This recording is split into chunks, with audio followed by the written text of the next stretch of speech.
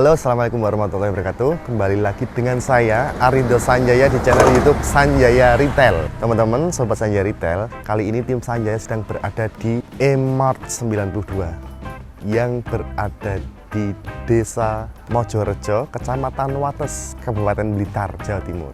Teman-teman yang ada di Blitar dan sekitarnya, di Tulungagung, Kediri, Nganjuk, Ngawi, dan lain sekitarnya, Malang, ya.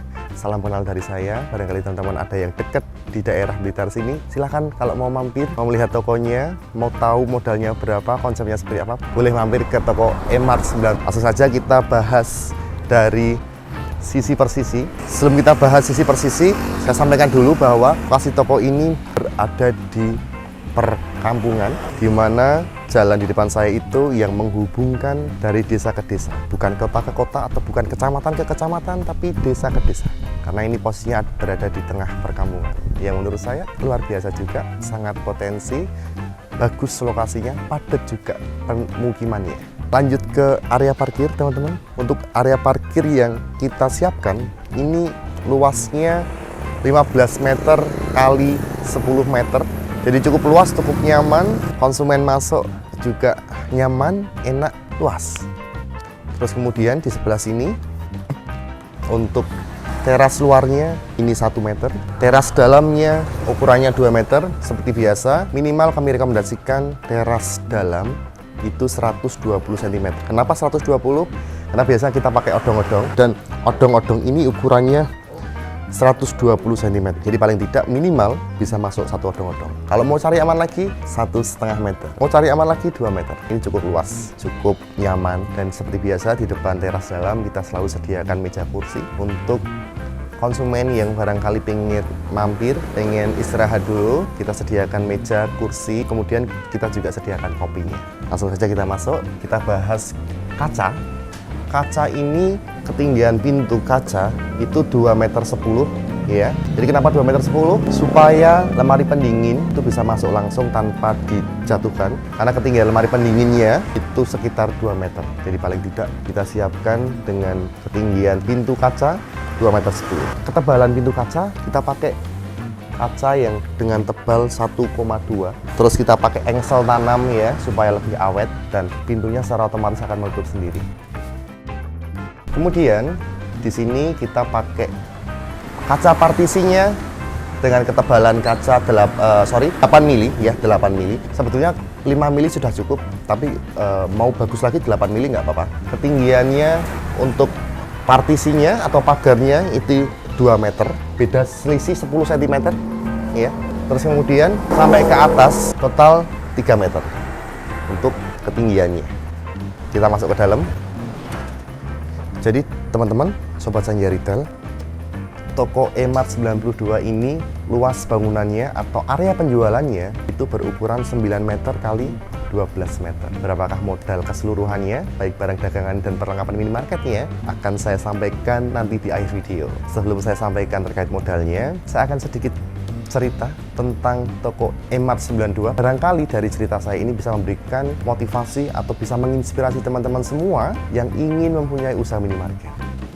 Jadi sobat Sanjaya Retail, owner E-Mart 92 ini, Mas Erwin, mempercayakan jasa konsultannya kepada kami, tim Sanjaya Retail, yang membantu untuk mendesain, mengkonsep, mengatur sistem dan manajemennya di dalam usahanya. Jadi kebetulan teman-teman, Mas Erwin ini, beliau sedang bekerja di salah satu negara. Beliau bekerja di Korea Selatan, dan saking sayangnya dengan istrinya, beliau mencoba untuk memberikan salah satu usaha untuk istrinya, supaya di rumah ada kegiatan nih. Nah kebetulan, beliau melihat video kami di YouTube, mencari usaha apakah yang bagus untuk beliau, terus kemudian akhirnya tertarik dengan usaha minimarket, sampai akhirnya beliau mempercayakan konsep minimarketnya terhadap kami. Dan rencananya teman-teman, untuk toko ini, karena Mas Erwin ini sedang bekerja di Korea Selatan, akhirnya istrinya nanti yang akan fokus di usaha minimarket ini. Jadi buat teman-teman, barangkali teman-teman yang sedang mencari usaha apa yang cocok untuk kita, baik itu cocok dari masanya ataupun kebutuhannya dan lain-lain, Jadi usaha minimarket ini menurut saya usaha yang mungkin tidak ada matinya, karena dimana usaha ini adalah yang kita jual barang-barang pokok, barang-barang yang dibutuhkan hampir semua orang. Beda dengan usaha yang lain, misalkan contoh es krim, usaha mungkin usaha yang lain di mana ada masanya. Tapi insya Allah teman-teman, kalau usaha minimarket ini hampir semua kalangan, semua orang membutuhkan. Karena di sini kita menyediakan sembako, ada personal care, home care, snack, minuman, bahkan hampir lengkap di sini kita sediakan semua.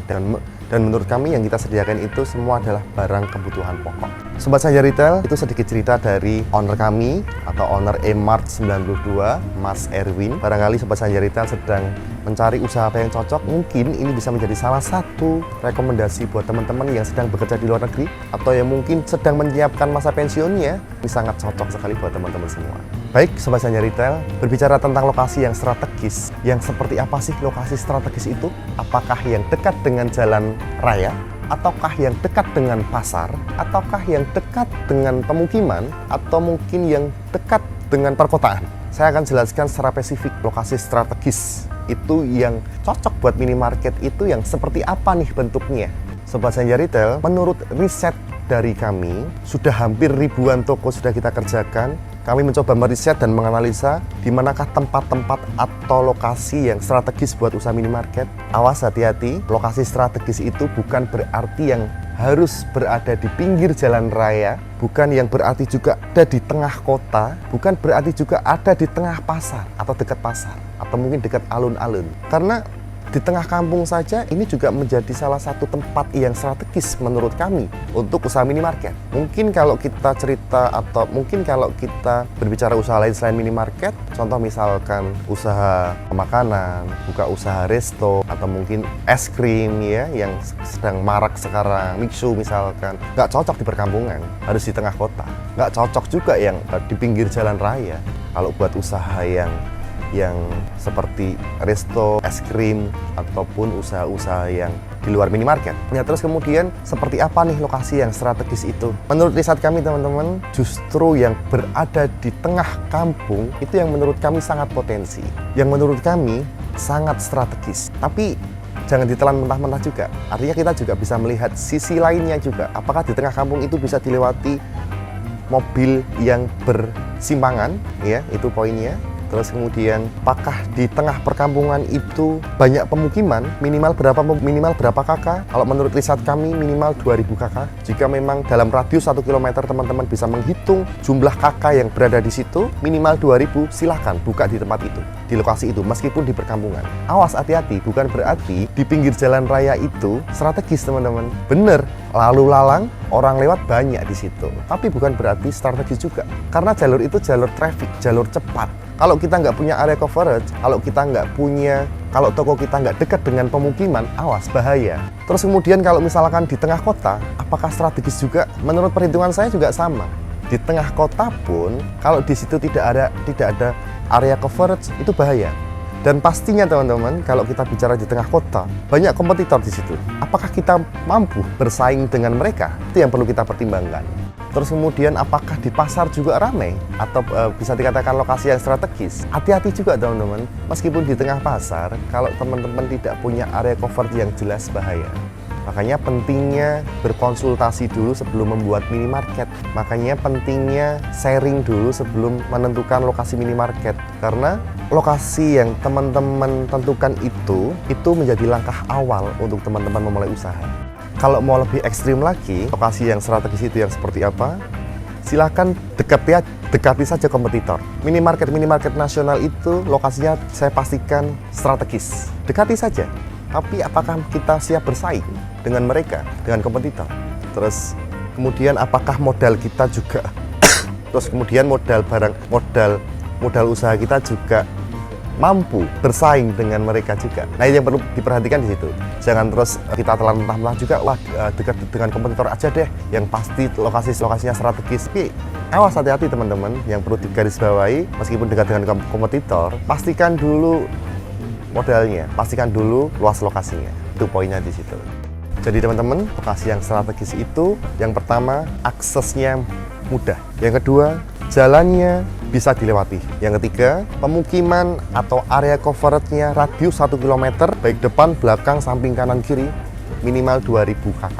Terus kemudian syukur-syukur di situ banyak lalu lalang juga. Itu menjadi tambahan poin juga. Kita dapat trafficnya. Jadi menurut saya lokasi yang strategis untuk minimarket tadi yang saya sebutkan, yang tadi yang saya sampaikan. Awas hati-hati teman-teman, pinggir jalan raya belum tentu strategis, belum tentu baik. Di tengah kota juga sama, belum tentu strategis dan belum tentu baik. Di dekat pasar belum tentu strategis dan belum tentu baik. Artinya di situ ada beberapa poin yang harus teman-teman siapkan juga. Ya, makanya perlunya berkonsultasi dulu sebelum buat minimarket. Harapannya apa? Supaya teman-teman tidak salah langkah. Sekarang kita lanjut ke modal. Berapakah modal toko ini dengan ukuran 12 meter x 9? Kita bahas dulu untuk perlengkapan minimarketnya. Perlengkapan minimarket kita pakai neon box di depan dan list plank, ya. Kemudian kita pakai lemari pendingin 3 pintu 2 unit. Kita pakai rak tengah tinggi 150 cm 20 set. Terus kemudian kita pakai rak single yang menempel di tembok dengan tinggi 170 cm, kurang lebih sekitar 18 set. Meja kasir dengan lemari kasir 1 set, komputer kasir 2 set, AC 4 unit, CCTV 8 titik, ada genset di depan, darak gudang 6 set di belakang, keranjang belanja, tempat mika harga dan lain-lain, ya. Terus kemudian ada lagi meja kursi di depan, mesin alat untuk kopi. Itu untuk perlengkapan minimarketnya kurang lebih sekitar 175 juta. Dan berapakah barang dagangannya? Barang dagangan yang kita display di area penjualan atau yang kita pajang di toko totalnya 204 juta. Jadi kurang lebih teman-teman dengan modal kurang lebih 400 juta perlengkapan minimarket dan barang dagangannya, insya Allah teman-teman bisa membuka minimarket dengan ukuran 12 meter x 9 meter. Tunggu apa lagi? Teman-teman yang punya mimpi untuk membuat minimarket, silahkan konsultasikan dulu. Konsultasikan, baik lokasinya, modalnya, ataupun yang lainnya, faktor-faktor yang lain. Awas, hati-hati teman-teman, jangan keburu-buru. Lebih baik konsultasikan dulu, dan konsultasi ini gratis ya teman-teman mau datang ke kantor kami. Namun konsultasi ini akan berbayar jika kami yang akan mendatangi langsung ke lokasi teman-teman. Saya pikir itu dari saya, mohon maaf jika ada salah kata. Terima kasih. Assalamualaikum warahmatullahi wabarakatuh. Sukses selalu.